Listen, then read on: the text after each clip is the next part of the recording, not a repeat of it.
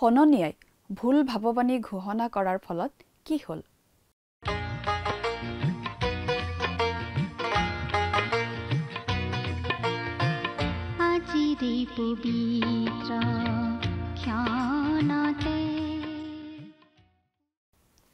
নমস্কাৰ, আমাৰ ভক্তিবচন অনুষ্ঠানলৈ আপোনাক স্বাগতম জনাইছোঁ। খ্ৰীষ্টীয় বিশ্বাসী লোকসকলৰ বাবে বিশেষভাৱে প্ৰস্তুত কৰা এই ভক্তিবচন অনুষ্ঠানটো হৈছে বাইবেল অধ্যয়নৰ ধাৰাবাহিক অসমীয়া অনুষ্ঠান।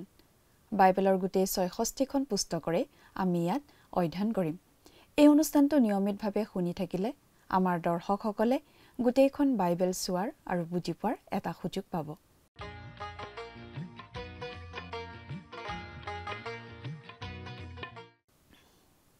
প্ৰিয় দৰ্শক, আপুনি যদি আমাৰ এই অনুষ্ঠানটো নিয়মিতভাৱে শুনি আছে তেনেহ'লে আপুনি নিশ্চয় জানে যে আমাৰ আগৰটো অনুষ্ঠানত বাইবেলৰ পুৰণি নিয়ম খণ্ডৰ জিৰিমিয়া ভাৱবাদীৰ পুস্তকৰ ২৩ নম্বৰ অধ্যায়ৰ পৰা ২৫ নম্বৰ অধ্যায়ৰ ভিত্তিত আলোচনা আগবঢ়োৱা হৈছিল।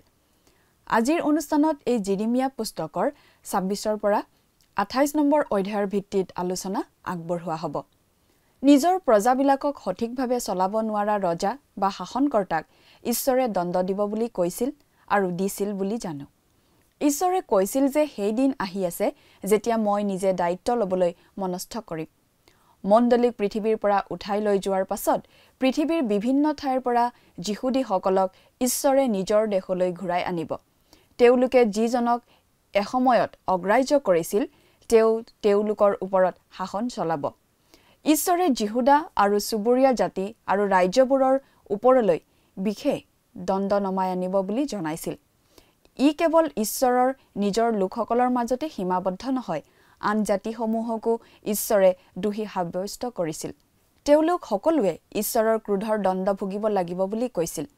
বাবিলৰ ৰজা নবুখুদনেছৰৰ যুগেৰে ঈশ্বৰে সেই শাস্তি আনিছিল আৰু যিহুদী লোকসকলৰ ৭০ বছৰৰ বাবে নিৰ্বাহিত হৈছিল। জিৰিমিয়াক প্ৰভুৰ গৃহৰ চোতালত থিয় হৈ লোকসকলৰ আগত কথা ক'বলৈ কোৱা হৈছিল। ঈশ্বৰে ক'বলৈ কোৱা সকলো কথা তেওঁক ক'বলৈ কোৱা হৈছে। এটা শব্দও কম নকৰাকৈ সকলোখিনি কথা ক'বলৈ কোৱা হৈছে। এতিয়া আমি যি বাৰ্তাটো পাম সেইটো জিৰিমিয়াই জিহুৱাকিম ৰজাৰ সময়ত ইতিমধ্যে দিছিল। ছিদিকিয়া ৰজাৰ সময়ত ইয়াৰ পুনৰাবৃত্তি হৈছে। জিৰিমিয়া পুস্তকৰ ২৬ৰ পৰা ৩০ অধ্যায়ত এই বাৰ্তা লিপিবদ্ধ কৰা হৈছে। এই বাৰ্তাটো আছিল বাবিললৈ বন্দী হৈ যোৱাৰ আগতে এই লোকসকলক ঈশ্বৰৰ চূড়ান্ত বাক্য, ঈশ্বৰে জনাই দিয়া সাৱধানবাণী। আমি এটা কথা অনুমান কৰিব পাৰোঁ যে মানুহবোৰ তেতিয়াও আগৰ নিচিনাকৈ গতানুগতিকভাৱে মন্দিৰলৈ আহি আছিল। এইটো বাহ্যিক উপাসনাৰহে প্ৰদৰ্শন আছিল আৰু সেই সময়ত দেশখনত সমৃদ্ধিও আছিল। সকলো যেন ভালেই চলি আছে এনে লাগিছিল। কিন্তু ঈশ্বৰে কথাবোৰ বেলেগ ধৰণে দেখিছিল। সেয়েহে জিৰিমিয়াৰ দ্বাৰা এনে ভাৱবাণী কৰিছিল, ওপৰে ওপৰে ঠিকেই আছিল যদিও প্ৰকৃততে মানুহবোৰ ঈশ্বৰৰ পৰা বহু দূৰত আছিল আৰু দেশখনত ভয়ংকৰ পাপ আছিল। জিৰিমিয়াই ইয়াৰ বিৰুদ্ধে চিঞৰি থাকিব লগা হৈছিল। কথাবোৰ অধিক বহলাই চাবলৈ আহকচোন। এতিয়া আমি মূল আলোচনাটোৰ মাজলৈ আগবাঢ়ি যাওঁ। আমাৰ মহান ত্ৰাণকৰ্তা প্ৰভু যীশুখ্ৰীষ্টৰ নামত নমস্কাৰ। প্ৰিয় শ্ৰোতা, আশা কৰোঁ আপুনি ভালে কুশলে আছে। প্ৰিয় শ্ৰোতা, আপুনি বাৰু আমাৰ আগৰ অনুষ্ঠানটো শুনিছিল নে? আমি বাৰু কি আলোচনা কৰিছিলোঁ আপোনাৰ মনত আছেনে? আপুনি যদিহে আমাৰ এই অনুষ্ঠানটো নিয়মিতভাৱে শুনি আছে তেনেহ'লে আপুনি নিশ্চয় জানে যে আমি এতিয়া বাইবেলৰ পুৰণি নিয়ম খণ্ডৰ জিৰিমিয়া ভাৱবাদীৰ পুস্তকখন অধ্যয়ন কৰি আছোঁ, নহয়নে? যোৱা অনুষ্ঠানত আমি এই পুস্তকখনৰ ২৩, ২৪ আৰু ২৫ নম্বৰ অধ্যায়ৰ আলোচনা আগবঢ়াইছিলোঁ। গতিকে আমি আজি ২৬ নম্বৰ অধ্যায়ৰ ১ নম্বৰ পদৰ পৰা আলোচনা আগবঢ়াব খুজিছোঁ। এই পুস্তকখনৰ মাজত আমি জিৰিমিয়া ভাৱবাদীৰ যোগেদি ঈশ্বৰে জনাই দিয়া কিছুমান ভাৱবাণী পঢ়িবলৈ পাওঁ। ভৱিষ্যতে ঘটিবলগীয়া কিছুমান কথা জিৰিমিয়া ভাৱবাদীৰ যোগেদি ঈশ্বৰে যিহুদা ৰাজ্য অৰ্থাৎ ইছৰাইলীয়া লোকৰ দক্ষিণ ৰাজ্যখনৰ লোকবিলাকক জনাই দিছিল। তেওঁলোকক সাৱধান কৰি দিছিল তেওঁলোকে যাতে নিজৰ পাপৰ পথ এৰি ঈশ্বৰলৈ ঘূৰে, নহ'লে তেওঁলোকৰ ওপৰলৈ সেই দণ্ড নামি আহিব। এতিয়া ২৬ নম্বৰ অধ্যায়ৰ পৰা ২৮ নম্বৰ অধ্যায়লৈকে আমি পাওঁ জিহুৱাকিম ৰজাৰ দিনত মন্দিৰৰ চোতালত ঘোষিত ভাৱবাণী আৰু জুৱলীৰ উপমাৰ কথা। আপোনালোকে হয়তো পাহৰি যাব পাৰে যে আমি এই পুস্তকৰ 7 নম্বৰ অধ্যায়তেই পাই আহিছিলোঁ যে 26 নম্বৰ অধ্যায়ৰ পৰা 28 নম্বৰ অধ্যায়লৈকে দিয়া একে বাণীকেই জিৰিমিয়াই জিহুৱাকিম ৰজাৰ দিনত মন্দিৰৰ দুৱাৰদলিত থিয় হৈ ঘোষণা কৰিছিল। আৰু এতিয়া আমি দেখিছোঁ ছিদিকিয়া ৰজাৰ দিনত তেওঁ মন্দিৰৰ দুৱাৰদলিত নহয়, বৰং মন্দিৰৰ চোতালখনলৈ প্ৰৱেশ কৰি তাতে থিয় দি ঈশ্বৰৰ পৰিকল্পনাৰ একে বাণীকে প্ৰচাৰ কৰিছিল। এই বাণী আছিল যিহুদী জাতিটো বন্দী জীৱন কটাবলগীয়া হোৱাৰ চূড়ান্ত বাণী। বাহ্যিক ধৰ্মকৰ্মৰ পালন কৰিবলগীয়া নীতিসমূহ পালন কৰিবলৈ মানুহে দলে দলে জেৰুচালেমৰ মন্দিৰলৈ লানি নিচিগাকৈ আহি আছিল। আৰু সেই সুযোগকে লৈ জিৰিমিয়াই ঈশ্বৰৰ বাণী মানুহবিলাকৰ আগত ঘোষণা কৰিছিল। মনত ৰাখিব প্ৰিয় শ্ৰোতা যে পাপ আৰু অপৰাধৰ ক্ষেত্ৰত ঈশ্বৰে কেতিয়াও মন সলনি নকৰে। পাপৰ শাস্তি তেওঁ দিয়েই, আৰু যিসকলে পাপ অপৰাধৰ পৰা তেওঁলৈ ঘূৰে তেনেকুৱা লোকে ক্ষমা পায়েই।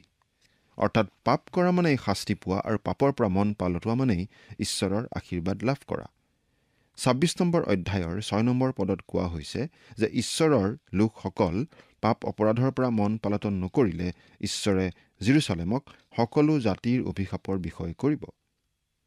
কথাৰ বাহুল্য নকৰি জেৰুচালেমৰ বিষয়ে এতিয়াও ইয়াকেই ক'ব পাৰি যে বাস্তৱিকতেই ই এতিয়াও অভিশাপৰ স্থান। বহু দেশ আৰু বহু জাতিয়ে জেৰুচালেমৰ প্ৰতি হিংসা ঘৃণা পোষণ কৰি আহিছে আৰু এতিয়াও হিংসা আৰু ঘৃণা পোষণ কৰি আছে।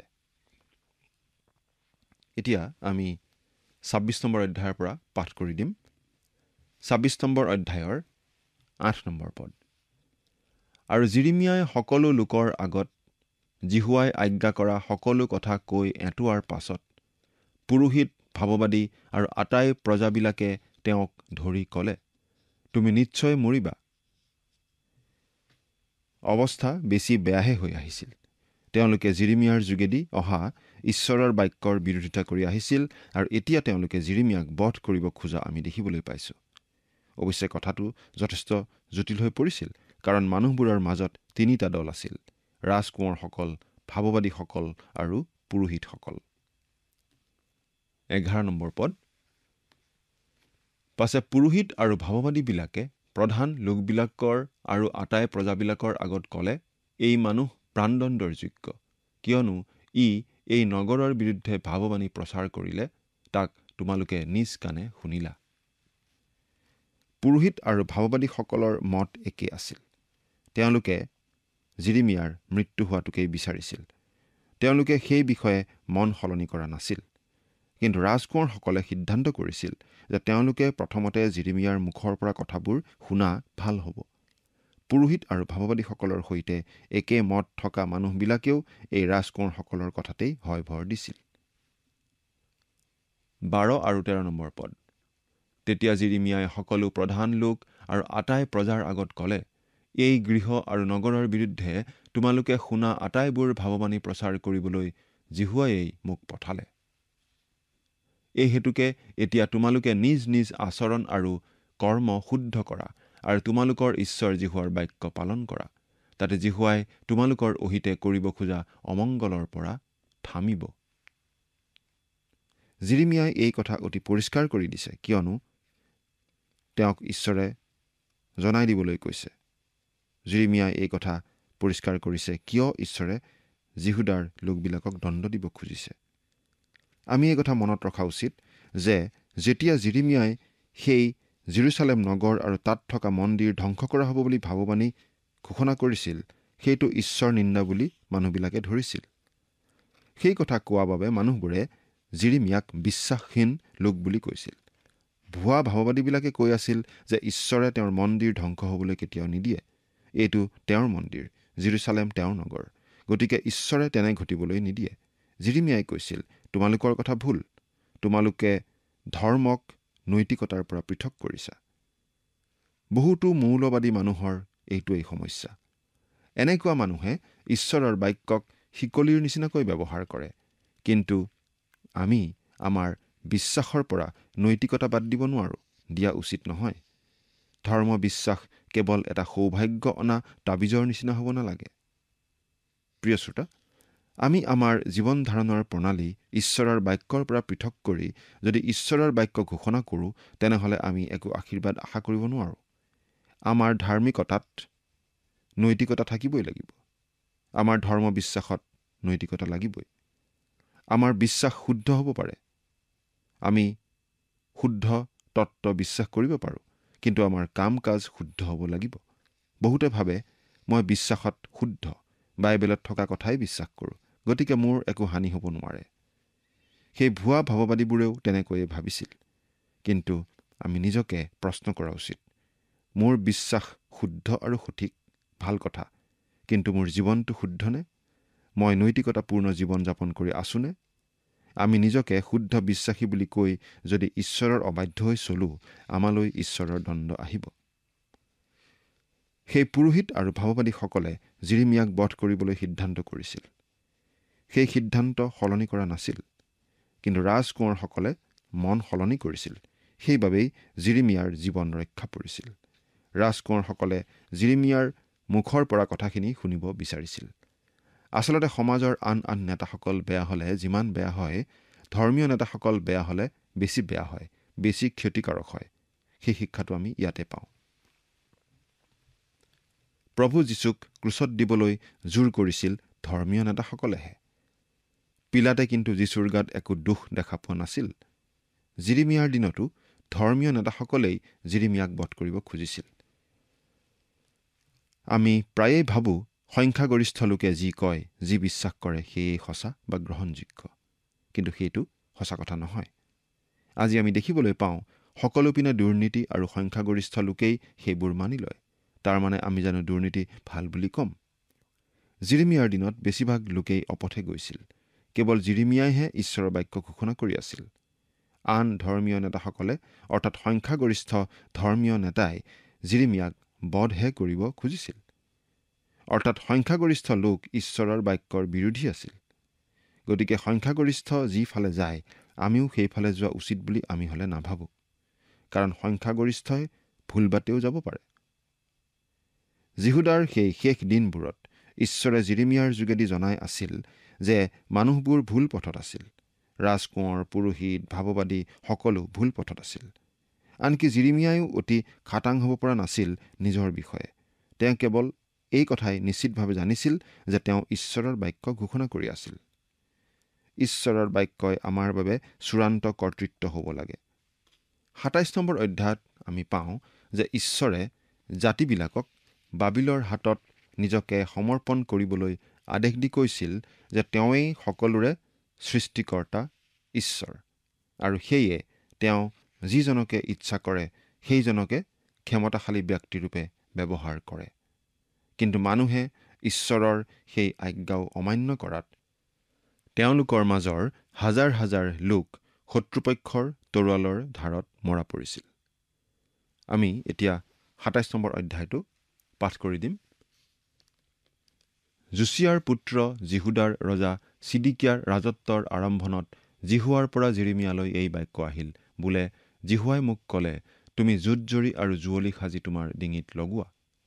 আৰু জেৰুচালেমলৈ জিহুদাৰ ছিদিকিয়া ৰজাৰ গুৰিলৈ অহা দূতবোৰৰ হাতত ইদুমৰ ৰজা, মোৱাবৰ ৰজা, অম্মোনৰ সন্তানবিলাকৰ ৰজা, তুৰৰ ৰজা আৰু চিদোনৰ ৰজাৰ ওচৰলৈ সেইবোৰ পঠাই দিয়া, আৰু নিজ নিজ প্ৰভুক ক'বৰ নিমিত্তে সিহঁতক এই আদেশ দিয়া, ইছৰাইলৰ ঈশ্বৰ বাহিনীবিলাকৰ জিহুৱাই কৈছে, তোমালোকে নিজ নিজ প্ৰভুক এই কথা ক'বা, ময়েই নিজ মহাশক্তিৰে আৰু মেলা বাহুৰে পৃথিৱীক আৰু পৃথিৱীৰ ওপৰত থকা মানুহ আৰু পশুবোৰক সৃষ্টি কৰিলোঁ, আৰু মোৰ দৃষ্টিত যাক ভাল দেখোঁ তাকে তাক দিওঁ। এই হেতুকে এতিয়া মই এই সকলো দেশ মোৰ দাস বাবিলৰ ৰজা নবুকদনেছৰৰ হাতত দিলোঁ, আৰু তেওঁৰ বন্দী কাম কৰিবৰ অৰ্থে বনৰ জন্তুবোৰকো মই তেওঁক দিলোঁ। আৰু তেওঁৰ নিজ দেশৰ সময় নোহোৱালৈকে সকলো জাতিয়ে তেওঁৰ পুতেকৰ আৰু তেওঁৰ নাতিয়েকৰ বন্দী কাম কৰিব। সেই সময় হ'লে অনেক জাতি আৰু মহান ৰজাবিলাকে তেওঁবিলাকৰ বন্দী কাম কৰাব। যি জাতি আৰু ৰাজ্যই সেই বাবিলৰ ৰজা নবুখদনেছৰৰ বন্দীকাম নকৰিব আৰু বাবিলৰ ৰজাৰ জুৱলিত নিজৰ ডিঙি নাৰাখিব, জিহুৱাই কৈছে, মই তেওঁৰ হাতেৰে সেই জাতিক সংহাৰ নকৰালৈকে তৰোৱাল আৰু মহামাৰীৰ দ্বাৰাই সিহঁতক দণ্ড দিম। কিন্তু তোমালোকে বাবিলৰ ৰজাৰ বন্দীকাম কৰিবলৈ নাপাবা, এই বুলি তোমালোকক কোৱা তোমালোকৰ ভাৱবাদী, মংগলতী, স্বপ্নদৰ্শক, গণক কি মায়াবীৰ কথা নুশুনিবা? কিয়নো তোমালোকৰ দেশৰ পৰা তোমালোকক দূৰ কৰিবৰ নিমিত্তে আৰু মই তোমালোকক খেদাই দিলে তোমালোক নষ্ট হ'বৰ নিমিত্তে তোমালোকৰ আগত সিহঁতে মিছা ভাৱবাণী প্ৰচাৰ কৰে। কিন্তু যি জাতিয়ে বাবিলৰ ৰজাৰ জুৱলিৰ তলত নিজৰ ডিঙি ৰাখিব আৰু তেওঁৰ বন্দীকাম কৰিব, জিহুৱাই কৈছে, মই সেই জাতিক নিজ দেশত থাকিবলৈ দিম।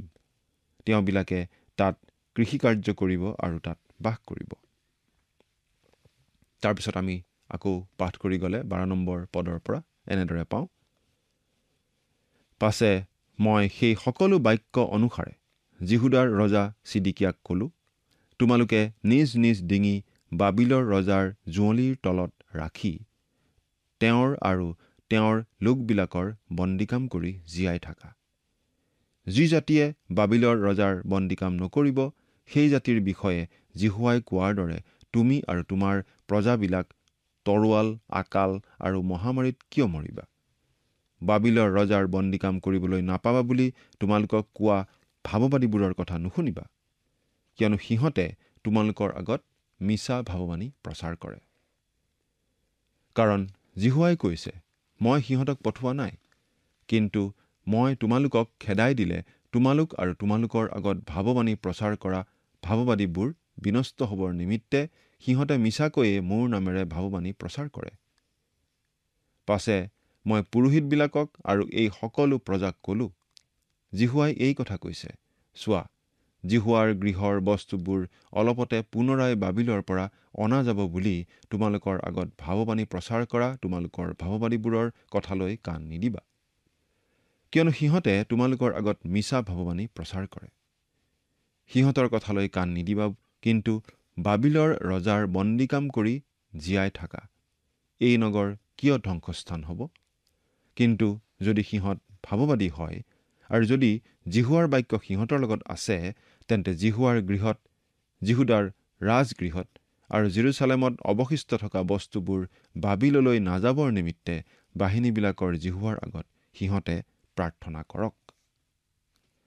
কিয়নো বাবিলৰ ৰজা নবুখদনেছৰে জিহুৱাকিমৰ পুতেক জিহুদাৰ ৰজা জেকনিয়াক আৰু জিহুদাৰ ও জেৰুচালেমৰ প্ৰধান লোকবিলাকক জেৰুচালেমৰ পৰা বাবিললৈ বন্দী কৰি নিয়া সময়ত স্তম্ভকেইটা, সমুদ্ৰ পাত্ৰটো আৰু সমুদ্ৰ পাত্ৰটো আৰু আধাৰবোৰ আদি কৰি এই নগৰত অৱশিষ্ট থকা যি যি বস্তু বাবিলৰ ৰজা নবুখদনেছৰে নিয়া নাছিল, সেইবোৰ বিষয়ে বাহিনীবিলাকৰ জিহুৱাই এইদৰে কৈছে, এনেকি জিহুৱাৰ গৃহত, জিহুদাৰ ৰাজগৃহত আৰু জেৰুচালেমত অৱশিষ্ট থকা সেই বস্তুবোৰৰ বিষয়ে ইছৰাইলৰ ঈশ্বৰ বাহিনীবিলাকৰ জিহুৱাই এইদৰে কৈছে, সেই সকলোকে বাবিললৈ নিয়া হ'ব আৰু মই সেইবোৰৰ বিচাৰ নকৰা দিনলৈকে সেইবোৰ সেই ঠাইতে থাকিব। ইয়াকে জিহুৱাই কৈছে। সেই দিন উপস্থিত হ'লে মই সেইবোৰ আনি এই ঠাইত পুনৰাই স্থাপন কৰিম। মুঠতে ঈশ্বৰে স্পষ্টকৈ জনাই দিছে যে নবুখদনেছৰ ৰজাই জেৰুচালেম আক্ৰমণ কৰিব, জেৰুচালেম লুটপাত কৰিব, জেৰুচালেম ধ্বংস কৰিব। 28 নম্বৰ অধ্যায়ত আছে হননিয়া নামৰ ভুৱা ভাৱবাদীৰ কথা। এই 28 নম্বৰ অধ্যায়টোত জুৱলিৰ যি উপমা তাক অব্যাহত ৰখা হৈছে। হননিয়াই জিৰিমিয়াৰ ভাৱবাণী মিছা বুলি কৈ প্ৰতিবাদ কৰিছিল আৰু নিজকে ঈশ্বৰৰ সত্য বাণী প্ৰচাৰ কৰোতা ভাৱবাদী বুলি কৈছিল। তেওঁ প্ৰতিবাদ কৰি জিৰিমিয়াৰ কান্ধৰ পৰা কাঠৰ জুৱলিখন লৈ ভাঙি কৈছিল যে তেওঁ জিৰিমিয়াৰ কান্ধৰ জুৱলিখন ভাঙি পেলোৱাৰ দৰেই বাবিলৰ নবুখদনেছৰৰ জুৱলিখনকো ঈশ্বৰ জিহুৱাই ভাঙি পেলাব বুলি ঈশ্বৰ জিহুৱাইয়ে হেনো তেওঁক কৈছিল। কিন্তু আচলতে সেই হননিয়াই বৰ মিছা কথা কৈছিল। সেয়ে মিছা ভাৱবাণী প্ৰচাৰ কৰি ঈশ্বৰৰ বদনাম কৰাৰ কাৰণে ঈশ্বৰে তেওঁৰ দাস জিৰিমিয়াৰ যোগেদি সেই ভুৱা ভাৱবাদী হননিয়াক জনাইছিল যে সেই বছৰটোৰ ভিতৰতে তেওঁ মৃত্যুৰ মুখত পৰিব।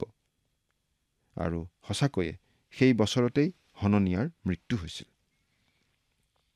মিছা কথা প্ৰচাৰ কৰি ঈশ্বৰৰ বদনাম কৰাৰ পৰিণাম বৰ ভয়াৱহ। এই কথা আমি মনত ৰখা উচিত আৰু আমি সাৱধান হোৱা উচিত। যি কি নহওক, আমি এতিয়া এই 28 নম্বৰ অধ্যায়টোৰ পদকেইটা পাঠ কৰি দিব খুজিছোঁ। পাছে সেই বছৰত জিহুদাৰ ৰজা ছিদিকিয়াৰ ৰাজত্বৰ আৰম্ভণত ৪ৰ্থ বছৰৰ ৫ম মাহত জিহুৱাৰ গৃহত পুৰোহিত আৰু সকলো প্ৰজাৰ আগত গিবিয়ন নিবাসী অজ্জুৰৰ পুত্ৰ হননিয়া ভাৱবাদীয়ে মোক এই কথা ক'লে, ইছৰাইলৰ ঈশ্বৰ বাহিনীবিলাকৰ জিহুৱাই এইদৰে কৈছে, মই বাবিলৰ ৰজাৰ জুৱলি ভাঙিলোঁ। এই ঠাইৰ পৰা বাবিলৰ ৰজা নবুখদনেছৰে বাবিললৈ লৈ যোৱা জিহুৱাৰ গৃহৰ সকলো বস্তু সম্পূৰ্ণ 2 বছৰৰ ভিতৰত মই পুনৰাই এই ঠাইলৈ আনিম। আৰু জিহুৱাই কৈছে, মই জিহুৱাকিমৰ পুত্ৰ জিহুদাৰ ৰজা জেকনিয়াক বাবিললৈ বন্দী কৰি নিয়া জিহুদাৰ আটাইবিলাকে সৈতে এই ঠাইলৈ পুনৰাই আনিম, কিয়নো মই বাবিলৰ ৰজাৰ জুৱলি ভাঙিম। তেতিয়া জিৰিমিয়া ভাৱবাদীয়ে জিহুৱাৰ গৃহত থিয় হৈ থকা পুৰোহিত আৰু প্ৰজাবিলাকৰ আগত হননিয়া ভাৱবাদীক কথা ক'লে। জিৰিমিয়া ভাৱবাদীয়ে এই কথা ক'লে, আমেন, জিহুৱাই তাকেই কৰক। বাবিলৰ পৰা এই ঠাইলৈ জিহুৱাৰ গৃহৰ বস্তুবোৰ আৰু দেশান্তৰিত হোৱা আটাইকে পুনৰাই আনিব বুলি তুমি প্ৰচাৰ কৰা এই ভাৱবাণীবোৰ জিহুৱাই সিদ্ধ কৰক। তথাপি তোমাৰ কাণত আৰু আটাই প্ৰজাৰ কাণত এই যি কথা মই কওঁ তাক শুনা। মোৰ আৰু তোমাৰ আগেয়ে যি প্ৰাচীন ভাৱবাদীবিলাক আছিল, তেওঁবিলাকে অনেক অনেক দেশ আৰু মহৎ মহৎ ৰাজ্যৰ বিৰুদ্ধে যুদ্ধ, অমংগল আৰু মহামাৰী হ'ব বুলি ভাৱবাণী প্ৰচাৰ কৰিছিল। যি ভাৱবাদীয়ে শান্তি হ'ব বুলি ভাৱবাণী প্ৰচাৰ কৰে, সেই ভাৱবাদীৰ বাক্য ফলিয়ালেহে জিহুৱাই সঁচাকৈ তেওঁক পঠোৱা হয় বুলি জনা যাব। পাছে হননিয়া ভাৱবাদীয়ে জিৰিমিয়া ভাৱবাদীৰ ডিঙিৰ পৰা জুৱলিখন শুলুকাই ভাঙি পেলালে। আৰু হননিয়াই আটাই প্ৰজাৰ সাক্ষাতে ক'লে, জিহুৱাই এই কথা কৈছে, সম্পূৰ্ণ 2 বছৰৰ ভিতৰত মই বাবিলৰ ৰজা নবুখদনেছৰৰ জুৱলি এইদৰেই ভাঙি আটাই জাতিৰ ডিঙিৰ পৰা গুচাম। তাতে জিৰিমিয়া ভাৱবাদী নিজ বাটে গুচি গ'ল। পাছে হননিয়া ভাৱবাদীয়ে জিৰিমিয়া ভাৱবাদীৰ ডিঙিৰ পৰা জুৱলিখন ভাঙি গুচোৱাৰ পাছত জিহুৱাৰ বাক্য জিৰিমিয়ালৈ আহিল, বোলে তুমি গৈ হননিয়াক কোৱা, জিহুৱাই এই কথা কৈছে, তুমি কাঠৰ জুৱলি ভাঙিলা হয়, কিন্তু তাৰ সলনি লোহাৰ জুৱলি যুগুত কৰিব লাগে। কিয়নো ইছৰাইলৰ ঈশ্বৰ বাহিনীবিলাকৰ জিহুৱাই এই কথা কৈছে, বাবিলৰ নবুখদনেছৰ ৰজাৰ বন্দীকাম কৰিবলৈ মই আটাইবিলাক জাতিৰ ডিঙিত লোহাৰ জুৱলি লগালোঁ। তাতে তেওঁবিলাকে তেওঁৰ বন্দীকাম কৰিব আৰু মই বনৰ জন্তুবোৰকো তেওঁক দিলোঁ। পাছে জিৰিমিয়া ভাৱবাদীয়ে হননিয়া ভাৱবাদীক ক'লে, হে হননিয়া শুনা, জিহুৱাই তোমাক পঠোৱা নাই, কিন্তু তুমি এই লোকবিলাকক মিছা কথাতে বিশ্বাস কৰাইছা। এই হেতুকে জিহুৱাই এই কথা কৈছে, চোৱা, মই তোমাক পৃথিৱীৰ পৰা দূৰ কৰি নিম। তুমি এই বছৰৰ ভিতৰতে মৰিবা, কাৰণ তুমি জিহুৱাৰ বিৰুদ্ধে বিদ্ৰোহৰ কথা ক'লা। পাছে হননিয়া ভাৱবাদী সেই বছৰৰ 7ম মাহত মৰিল। সেই হননিয়াৰ সঁচাকৈ মৃত্যু হৈছিল, ঈশ্বৰে জনাই দিয়াৰ নিচিনাকৈয়ে। আপুনি হয়তো ভাবিব পাৰে যে তাকে দেখি কিজানি মানুহবোৰে ক'ব, চোৱা, জিৰিমিয়াৰ কথামতেই সকলো ঘটি আছে, জিৰিমিয়াইহে আমাক ঈশ্বৰৰ বাক্য জনাই আছে। নাই, মানুহবোৰ কিন্তু পতিয়ন যোৱা নাছিল, তেওঁলোকে ঈশ্বৰৰ বাক্যৰ বিৰোধিতাহে কৰি থাকিল। জিহুদা দেশখনে মিছা কথালৈ, ভুৱা ভাৱবাদীৰ কথালৈহে কাণ দিছিল, আৰু তাৰ ফলত তেওঁলোকে ঈশ্বৰৰ পৰা শাস্তি পাবলগীয়া হৈছিল। আমি বাৰু কি কৰি আছোঁ? আমি বাৰু আমাৰ সমাজৰ ভুৱা নেতাবোৰলৈ কাণ দিছোঁ নে ঈশ্বৰৰ বাক্যলৈ কাণ দিছোঁ? ঈশ্বৰে আজি আমাক যি কথা কৈ আছে সেই কথালৈ কাণ দি আমি বাৰু প্ৰভু যীশুক আমাৰ জীৱনৰ পৰিত্ৰাতা আৰু প্ৰভু বুলি গ্ৰহণ কৰিছোনে? তেওঁতেই আমাৰ জীৱন সমৰ্পণ কৰি দিছোনে? ঈশ্বৰ আমাৰ সকলোৰে সহায় হওক। আমেন।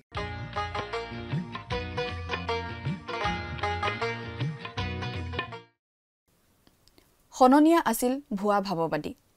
তেওঁ জিৰিমিয়া ভাৱবাদীৰ বিপৰীত কথা কৈ মানুহবোৰক ঈশ্বৰৰ বিৰুদ্ধে উচটোৱাৰ নিচিনা হৈছিল। সেয়েহে ঈশ্বৰে কৈছিল যে হননীয়াক তেওঁ সেই বছৰতে মাৰি লৈ যাব, আৰু ঈশ্বৰে কোৱাৰ দৰেই হননীয়াৰ মৃত্যু হৈছিল।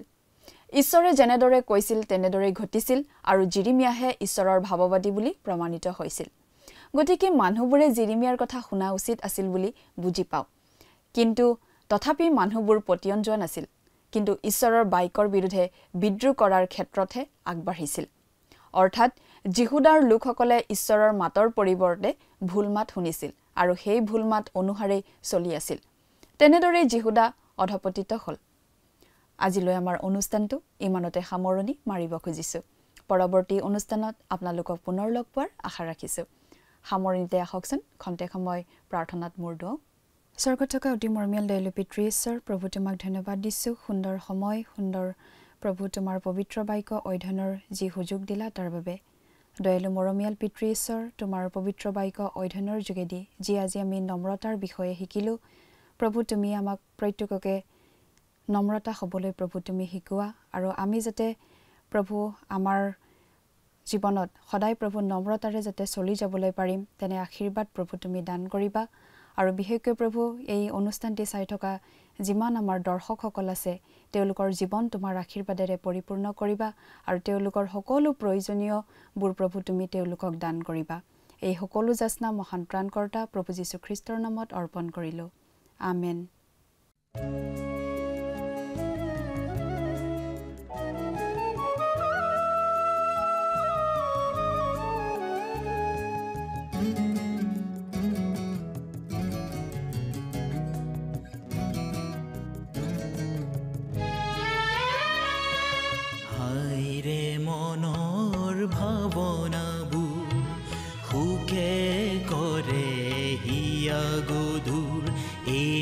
আত্মগ্লানিয়ে অশ্ৰুধাৰীৰে আনিছে চৰণলৈ যিচুৰ।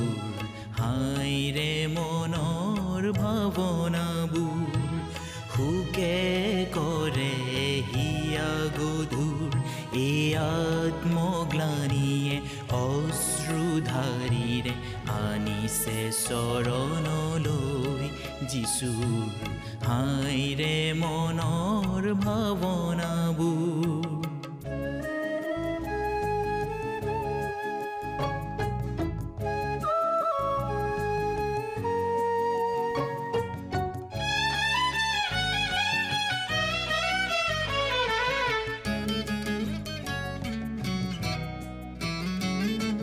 বন্দী ভাৱৰ দাৱৰ খেলা প্ৰাণৰ চুপনি,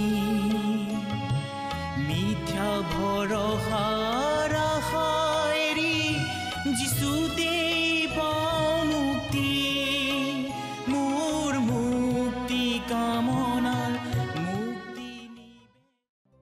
প্ৰিয় শ্ৰোতা দৰ্শক, আশা কৰোঁ ভক্তিবচন অনুষ্ঠানটি উপভোগ কৰি আপোনাৰ নিশ্চয় ভাল লাগিছে। এই বিষয়ে আপোনাৰ মতামত জানিব পাৰিলে আমি নথৈ আনন্দিত হ'ম।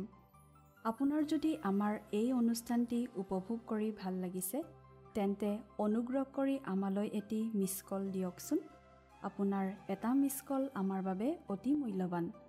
প্ৰতিটো মিছ কল দিয়া সকলৰ মাজৰ পৰা এজন বিশেষ দৰ্শকক বাছি লৈ সপ্তাহৰ শেষত পুৰস্কৃতও কৰা হ'ব।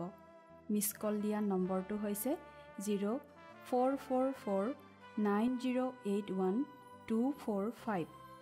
আপোনাৰ যদি কিবা প্ৰাৰ্থনাৰ বিষয় থাকে বা অধিক জানিবলৈ ইচ্ছা কৰে, তেন্তে টেলিফোনৰ মাধ্যমেৰেও আমাক যোগাযোগ কৰিব পাৰে।